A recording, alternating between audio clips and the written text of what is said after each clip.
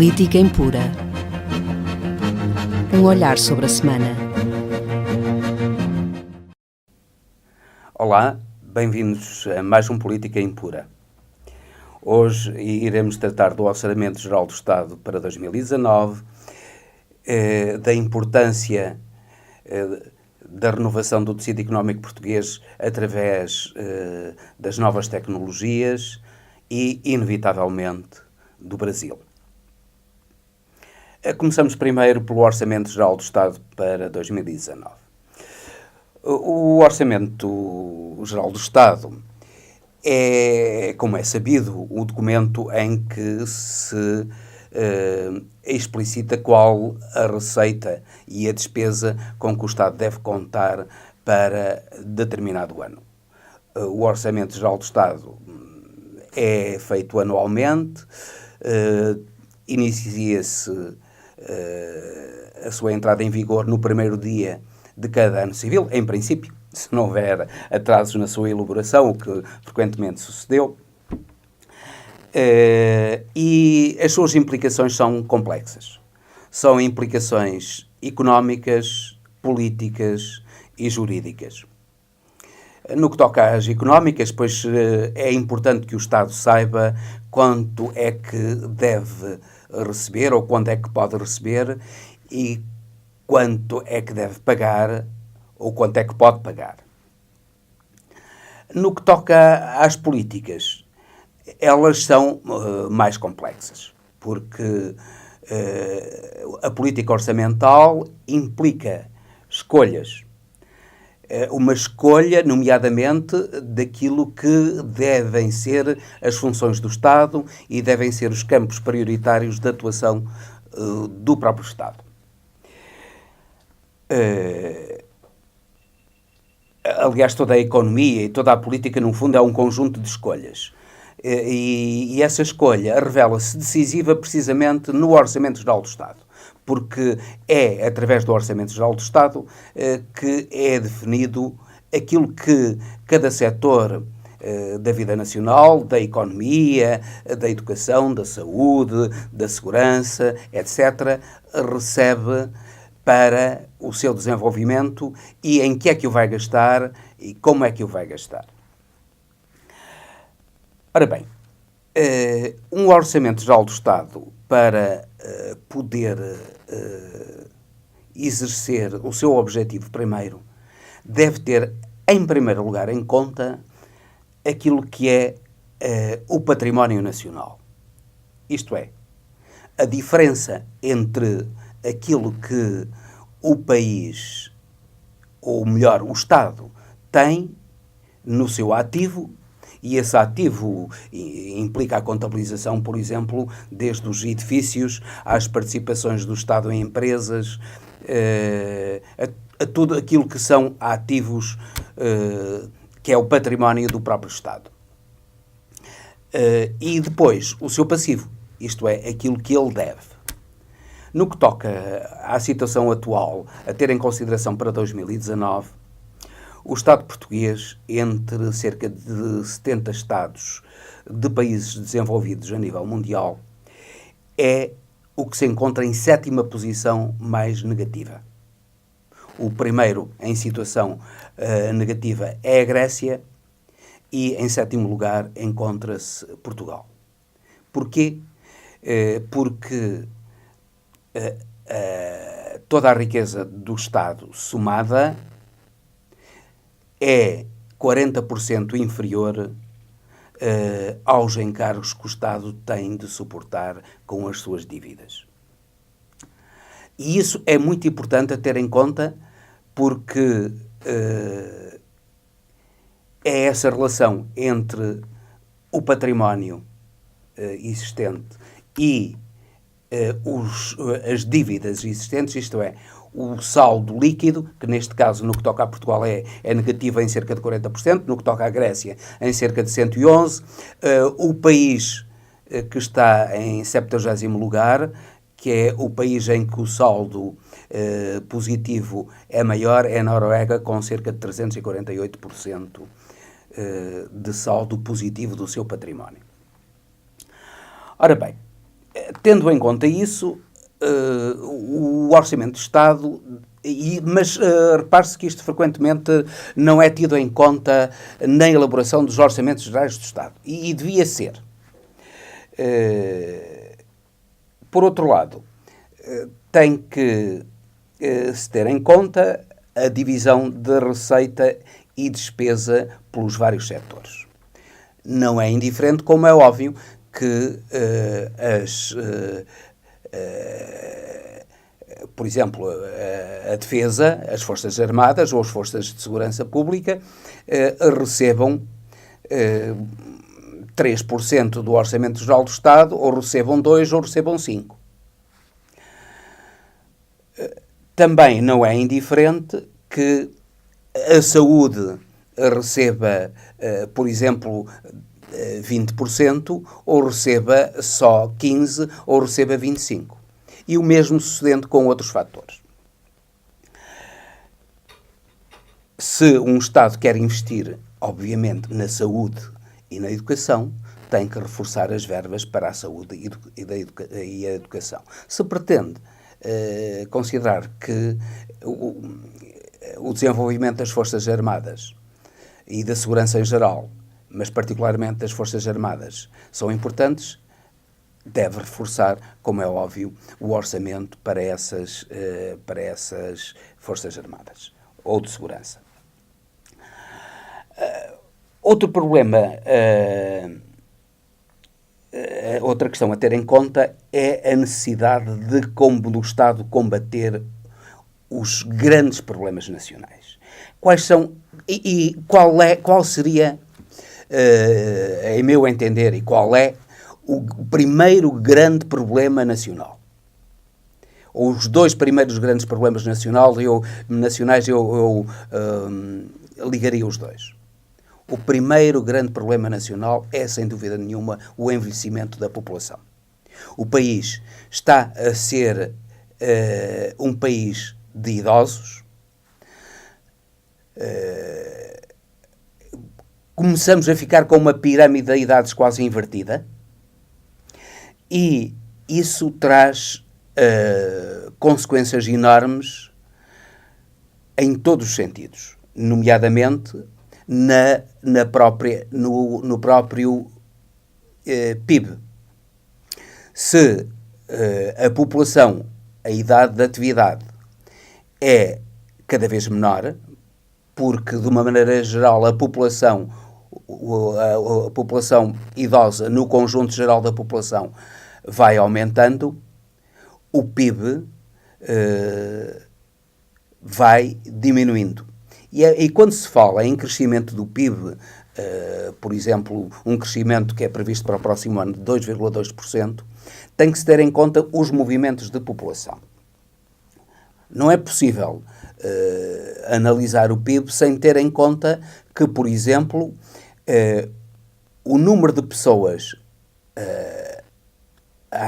em atividade no nosso país é menor, por exemplo, devido também à imigração.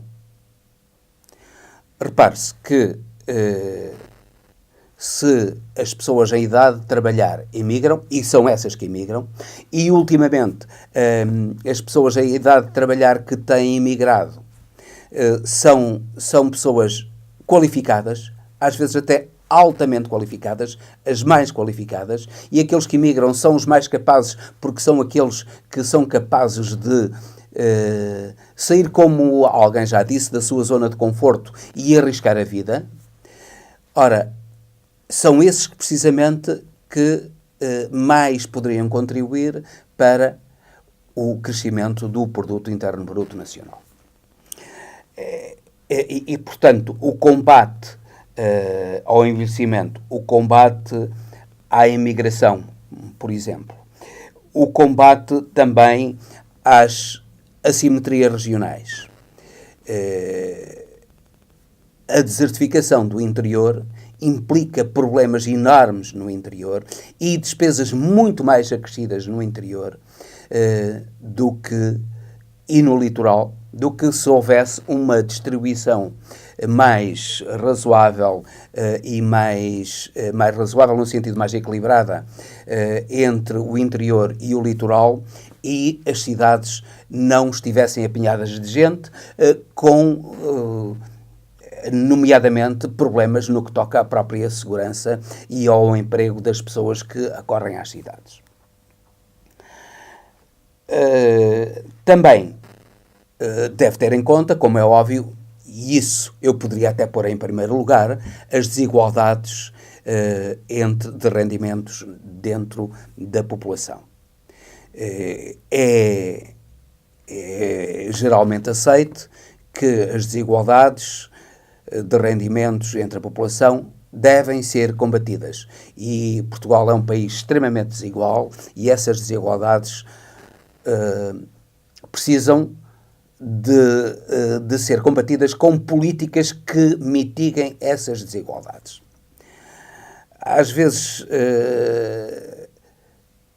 essas políticas são difíceis de tomar porque vão contra interesses instalados e é preciso muita coragem para elaborar um orçamento do Estado que combata essas desigualdades.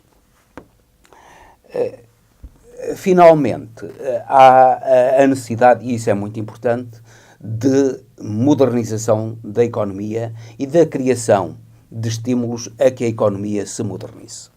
Cada vez mais, os autores, basta ler Yuval Noah Harari para se perceber que a economia está numa enorme transformação.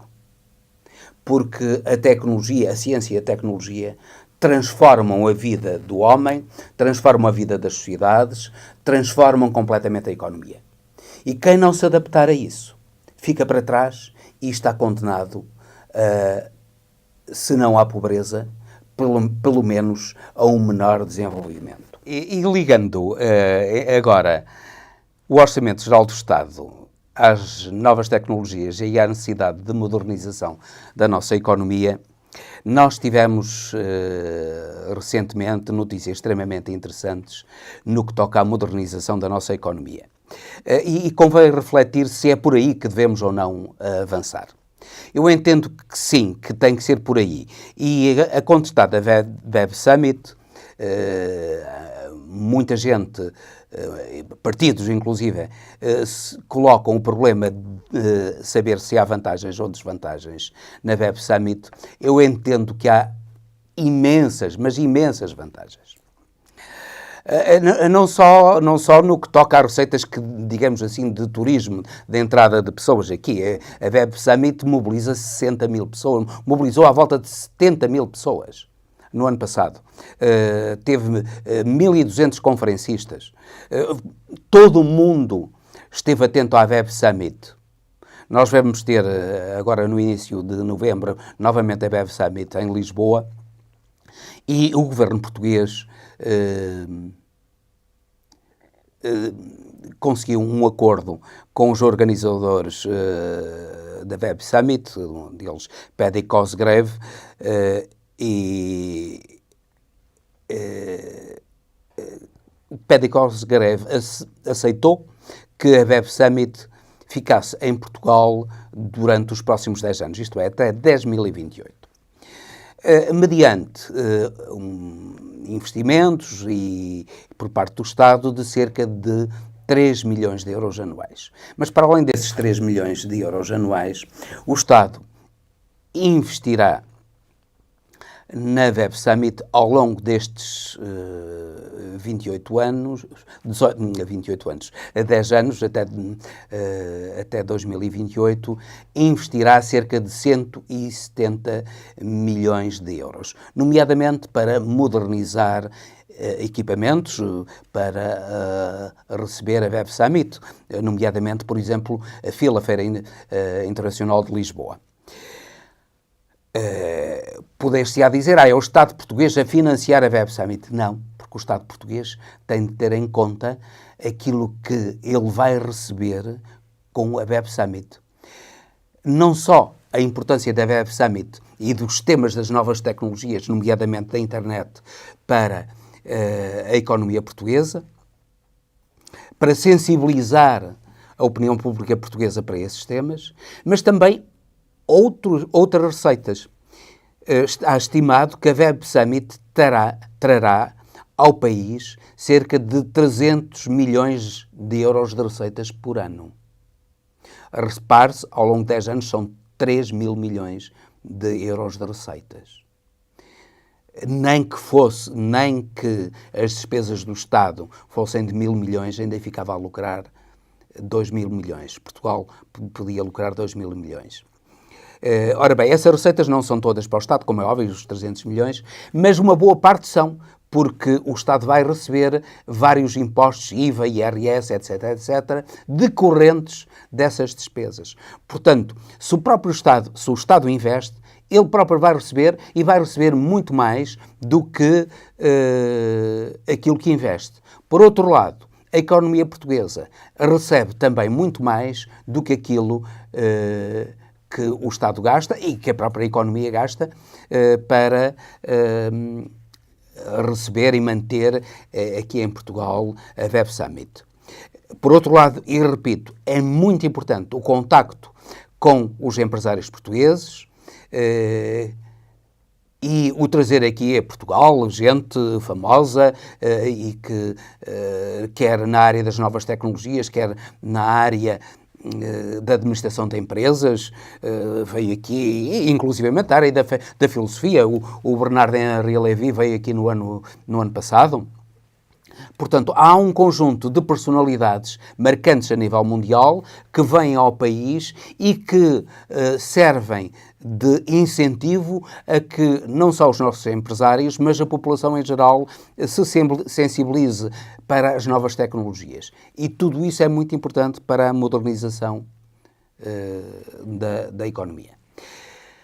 Mas nós temos outras boas notícias, nomeadamente, por exemplo, o facto do Fundão ter ganho um prémio no que toca às boas práticas sociais através das novas tecnologias. Um prémio europeu. É excelente porque o Fundão criou cerca de 500 novos postos de trabalho com as novas tecnologias para desenvolver atividades de âmbito social, de melhoramento das condições sociais da população do Fundão. E isso podia-se multiplicar no interior, até porque esse tipo de atividades implica um baixo investimento e a rentabilidade desse investimento é grande. Por outro lado, combatem precisamente aquilo que há pouco referimos no Orçamento Geral do Estado, que era a desertificação do interior. Levam pessoas novas, com novas ideias criativas para o interior e levam-nas a fixar-se no interior porque percebem que no interior também há possibilidade de desenvolver criatividade, há possibilidade de desenvolver novas ideias. E, em muitos aspectos, o interior tem enormes vantagens relativamente ao litoral. Outro caso que eu vou sublinhar é de um veículo de transporte automático lançado a cabo pela Universidade de Aveiro e pelo município de Aveiro. É um pequeno veículo de transporte, leva cerca de 10 pessoas no máximo, mas é todo ele elétrico e não precisa de condutor, não precisa de alguém que controla as entradas e saídas, controla o preço dos bilhetes, etc, etc. Tudo isso é extremamente moderno. Também isso aí já implica um maior volume de investimento, mas as novas tecnologias que isso traz são extremamente importantes para serem difundidas no conjunto da economia portuguesa. Por outro lado, a substituição de importações que isso implica, nomeadamente de petróleo, é extremamente importante também para a economia portuguesa, sabendo nós quanto o petróleo pesa na balança comercial portuguesa e quanto os veículos a combustíveis fósseis são nocivos para o ambiente, particularmente o ambiente nas cidades. Mais uma excelente prática, mais um excelente investimento. Finalmente, eu não queria deixar de falar em Vila Velha de Ródão e nos aviões, naquele centro de investigação da aeronáutica que está a ser lá desenvolvido, que aponta para aquilo que há de mais moderno na tecnologia aeronáutica. Também aí estamos bem e é importante que todos estes exemplos se multipliquem para que o país cresça de uma maneira sustentada e equilibrada. Bem, depois de Portugal vamos passar ao Brasil, ao nosso país irmão, e ao momento difícil que o Brasil atravessa.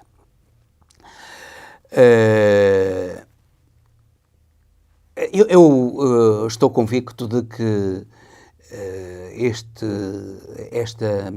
este momento trágico que o Brasil está a passar foi preparado não só pela extrema-direita brasileira, mas pela extrema-direita americana e pelos serviços secretos americanos, que neste momento estão a ser infiltrados pela extrema-direita americana e tudo isso, juntamente com os serviços secretos russos, fizeram com que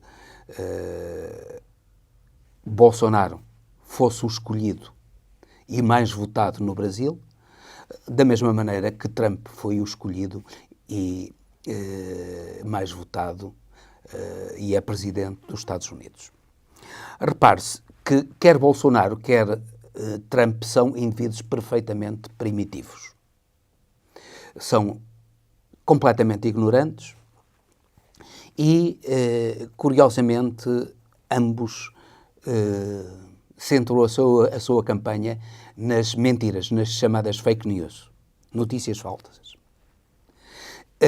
E isso é o fascismo agora com nova roupa. A palavra fascismo deriva da palavra latina fascio, que era um feixe que os magistrados romanos, um feixe de varas com um machado que os magistrados romanos traziam consigo para simbolizar o seu direito de castigar. O machado para cortar o pescoço, as varas para açoitar aquilo que eles consideravam que eram condenados como criminosos. Ora, aquilo que nós vemos é precisamente isso. Eles, o novo fascismo entende que não é a educação, não é a recuperação dos delinquentes que é capaz de diminuir a violência. É, pelo contrário, a violência deve ser combatida com a violência, segundo eles dizem. Curiosamente, eles dizem-se muito religiosos. Dizem-se todos muito cristãos. E Jesus está na boca de todos eles. Mas, simultaneamente, eles, em vez de darem outra face, aquilo que eles fazem é reagir a uma bufetada com um tiro. É claro que não devemos esquecer que Haddad e, sobretudo, o PT e Lula cometeram erros gravíssimos. O primeiro deles foi deixar a candidatura de Haddad desenvolver-se demasiado tarde. O segundo foi colar demasiado a candidatura de Haddad ao PT e a Lula da Silva. E agora estão a cometer um erro ainda maior. É que, ao contrário do que muitos pensam, não era impossível reverter os resultados eleitorais altamente desfavoráveis a Haddad e altamente favoráveis a Bolsonaro. Nós temos o exemplo em Portugal, na candidatura de Mário Soares com Freitas do Amaral, em que, apesar de uma diferença idêntica de resultados eleitorais na primeira volta, ou maior ainda, de resultados eleitorais na primeira volta, a verdade é que Mário Soares acabou por vencer na segunda volta as eleições. E acabou por uma razão. É que dramatizou excessivamente, ou dramatizou na medida do necessário, esta eleição. Ora, Haddad não está a dramatizar esta eleição. Haddad está a vir com um perfil suave, apenas dialogante. Dialogante para um Bolsonaro que foge ao debate, já não digo ao diálogo, que ele é incapaz de dialogar, mas foge ao debate. Portanto, esse perfil dialogante de Haddad é tudo aquilo que não era necessário neste momento. O momento é dramático para o país e Haddad, em vez de vir com uma cara seráfica dirigida à população, devia vir com uma cara dramática, porque é essa a real situação do país. E não devia poupar Bolsonaro, que, além de tudo, é cobarde, porque foge a qualquer debate e sabe perfeitamente que qualquer debate ele era completamente arrasado num debate sério. E é por isso que ele foge. E sabe que toda a sua candidatura é construída através de mentiras. E é pena que tenhamos, por sucessivos erros, não só pelas vantagens do adversário, mas também por sucessivos erros da própria candidatura democrática, sejamos condenados a ter um indivíduo como Bolsonaro na presidência do Brasil, que é um outro Trump para muito pior. Muito mais buçal ainda e muito mais agressivo. Bem, e falando de Trump, eu agora vou-me para uma frase que é a frase da semana, que eu não posso deixar de comentar no final deste programa e encerrá-lo. Trump disse de uma maneira, não sei se ingênua, se arrogante, porque a ingenuidade e a arrogância misturam-se nele, disse esta semana que os chineses consideravam os americanos burros. E impõe-se uma pergunta a Trump. Será que só os chineses acham os americanos burros? E eu também dou um conselho de esperança a Trump.